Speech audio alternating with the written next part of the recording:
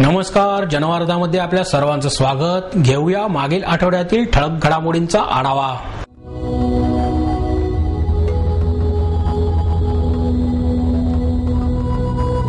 भृगु संहिता से जानिए आपके पिछले जन्म के बारे में, जानिए आपके इस जन्म के बारे में, जानिए आपके अगले जन्म के बारे में.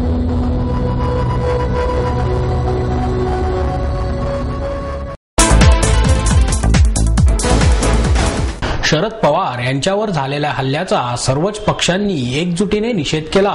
तसेच कार्यकर्त्यांनी संयम राखला, यासाठी शरद पवारांनी कृतज्ञता व्यक्त केली. दिल्ली येथे 24 नोव्हेंबर रोजी झालेल्या हल्ल्यानंतर शरद पवार हे प्रथमच पुण्यात आले.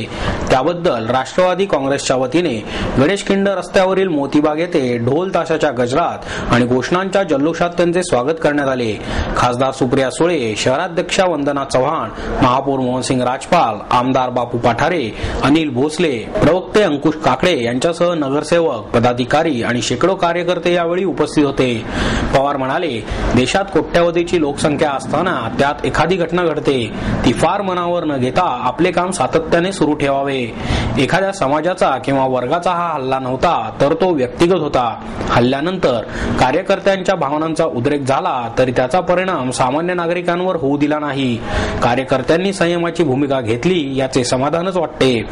राज्यातील सर्व राजकीय पक्ष आणि दिल्लीतील नेत्यांनी या घटनेचा निषेध करून एकजूट दाखवली. ती भविष्यात कायम राहावी.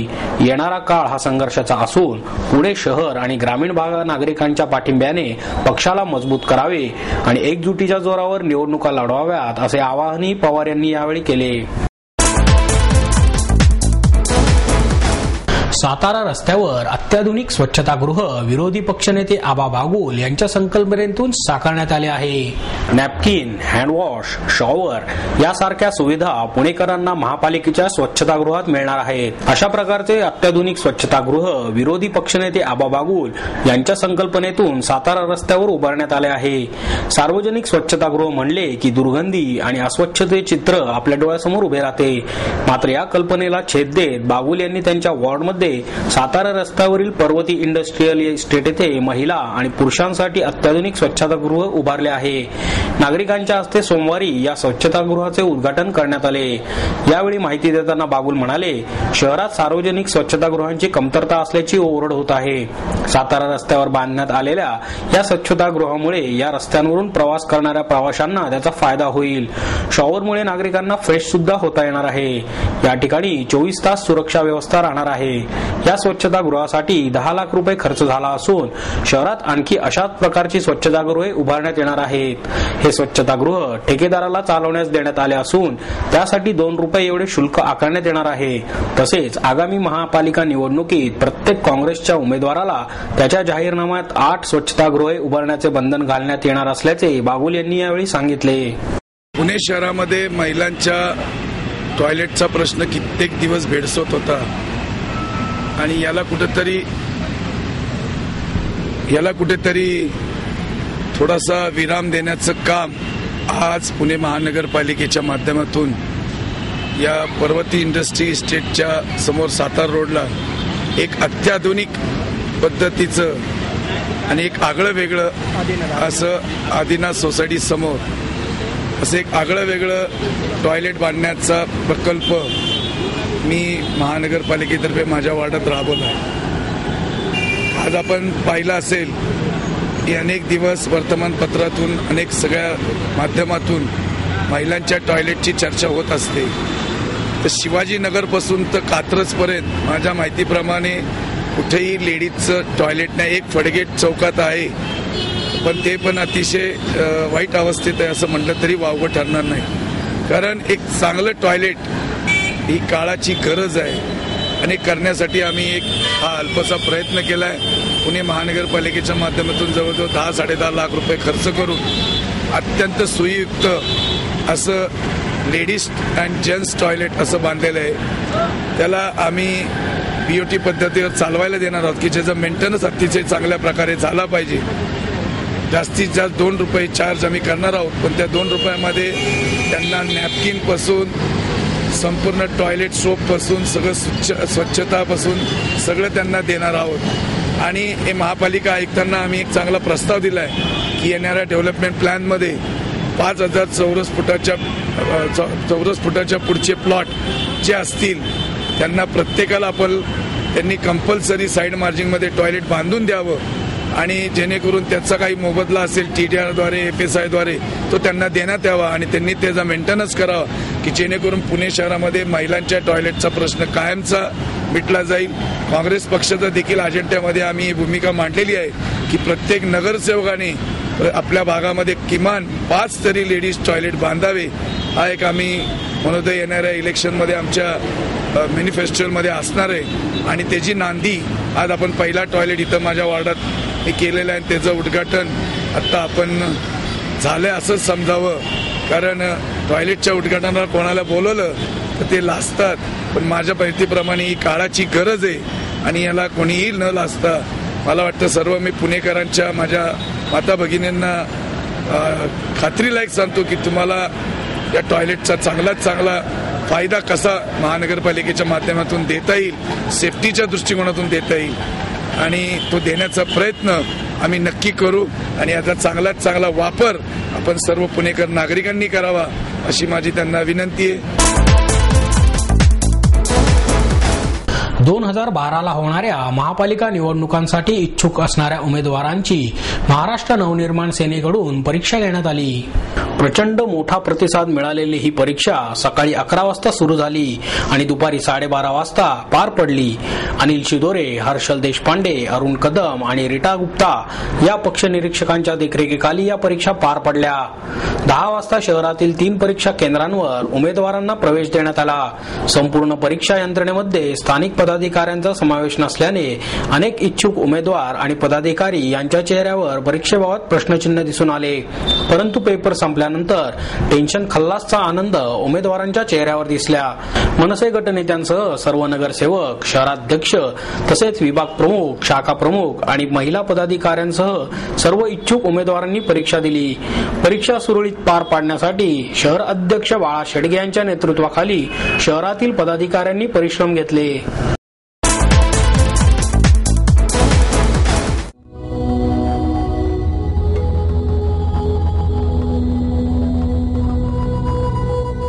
संहिता से जानिए आपके पिछले जन्म के बारे में, जानिए आपके इस जन्म के बारे में, जानिए आपके अगले जन्म के बारे में.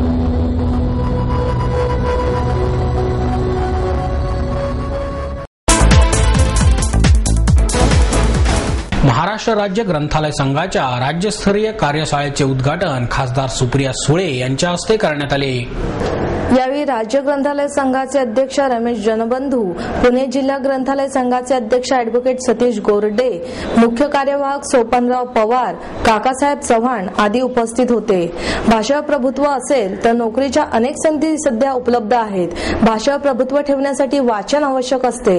या वाचनाचा पाया ग्रंथालय असते. त्यामुळे ग्रंथालय टिकवण्यासाठी आणि ग्रंथपालांचे प्रश्न सोडवण्यासाठी आपण सर्व प्रकारची मदत करू, असे आश्वासन खासदार सुप्रिया सुळे यांनी दिले. ग्रंथालयाला फक्त 950 रुपये अनुदान मिळते. हे अनुदान दुप्पट होण्यासाठी मागील 2 वर्ष वाट पाहत आहोत, परंतु सरकारी पातळीवर अद्याप काहीच प्रयत्न होताना दिसत नाहीत.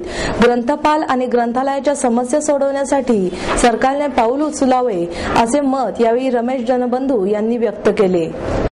सगळी पुस्तकं माझी मुलं आपण वाचतो तशी वाचत नाही. ती सगळी पुस्तकं आयपॅडवर डाउनलोड करतात. जगातलं कुठलं मला एखादं पुस्तक किंवा काहीतरी रिसर्च करायचं असेल तर माझी मुलं आपल्यासारखी एन्सायक्लोपीडिया करत नाही. म्हणजे एखादा शब्द जरी हवा असेल तर आपण डिक्शनरी उघडायचो. माझी मुलं डिक्शनरी नाही उघडत, ते टायपिंग करतात, तो शब्द रेडीमेड त्यांना मिळतो. म्हणजे क्रिएटिव्ह, इनोव्हेटिव्ह आणि कष्ट हे या सगळ्या टेक्नॉलॉजीमुळे जवळपास शून्य झाले. त्यामुळे आज तुमची ही कार्यशाळा, तुमचे जे प्रश्न असतील, आज बापूसाहेब पठारे आज उपस्थित आहेत. मला खात्री आहे ते स्वतः लक्ष घालतील आणि तुमचा मंत्री खरं तर माझे अत्यंत जवळचे सहकारी राजेश टोपे आहेत. राजेश टोपे गेले अनेक वर्ष अत्यंत यशस्वीपणे महाराष्ट्र सरकारमध्ये काम करत आहेत. त्यामुळे तुमचा हा जो वेतन श्रेणीचा प्रश्न असेल तो मला खात्रीने वाटतं की लवकरात लवकर सुटेल.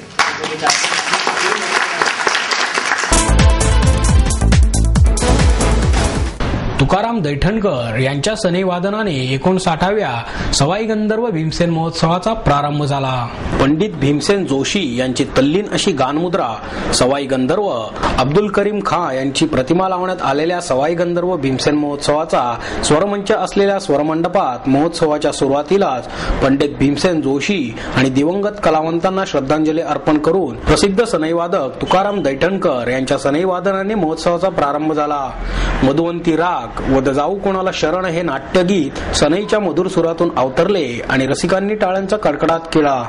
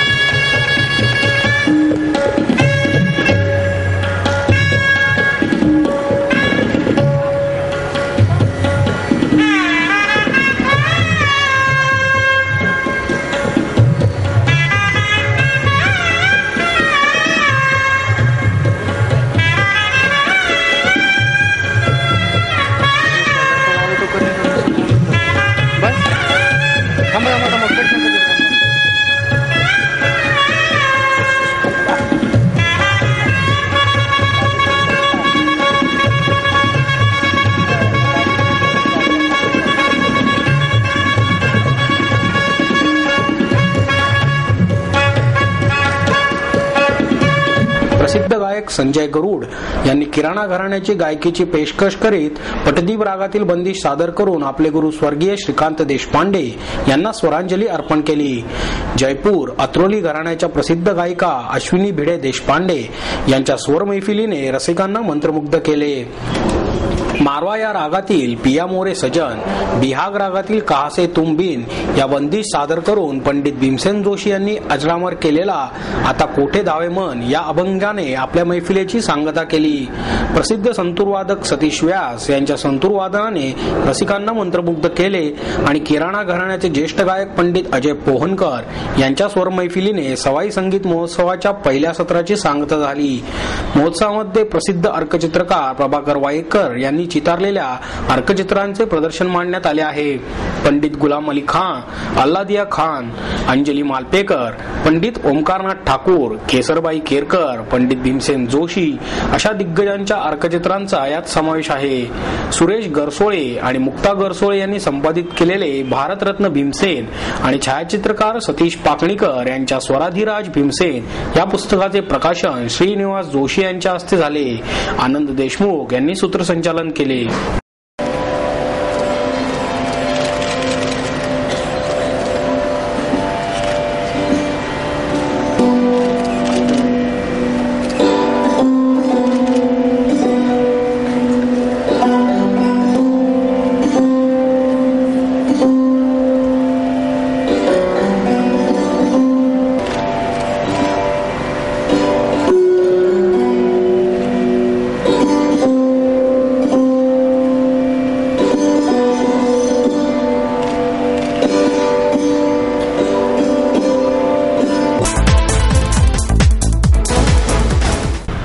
जगातील देव शोधण्यापेक्षा माणसांची सेवा करण्यासाठी काम करा आणि कामातच ईश्वर शोधा, असे आवाहन शंकरराव भोई प्रतिष्ठानचे अध्यक्ष मिलिंद भोई यांनी केले. कैलासवासी लक्ष्मीबाई दगडूशेठ हलवाई दत्त मंदिर ट्रस्टच्या वतीने सामाजिक आणि सांस्कृतिक क्षेत्रातील योगदानाबद्दल डॉक्टर मिलिंद भोई यांना शंकराचार्य विज्ञानसिंह सरस्वती यांच्या हस्ते गुरु महात्म्य पुरस्कार प्रदान करण्यात आला. महापौर मोहसिंग राजपाल, ट्रस्टचे विश्वस्त ॲडव्होकेट प्रताप परदेशी, श्रीमंत दगडूशेठ हलवाई गणपती मंडळाचे अध्यक्ष अशोकराव गोडसे, विभागीय माहिती आयुक्त विजय कुवळेकर, राजकुमार अगरवाल यावेळी उपस्थित होते. डॉक्टर मिलिंद भोई म्हणाले, बदलत्या सामाजिक परिस्थितीमुळे समस्या वाढत आहेत आणि लोकांची मने संकुचित होत आहेत. अशा वेळी इतरांसाठी वेळ देऊन त्यांचे दुःख दूर करण्यासाठी प्रत्येकाने प्रयत्न केला तर संतुलित समाज निर्माण होऊ शकतो.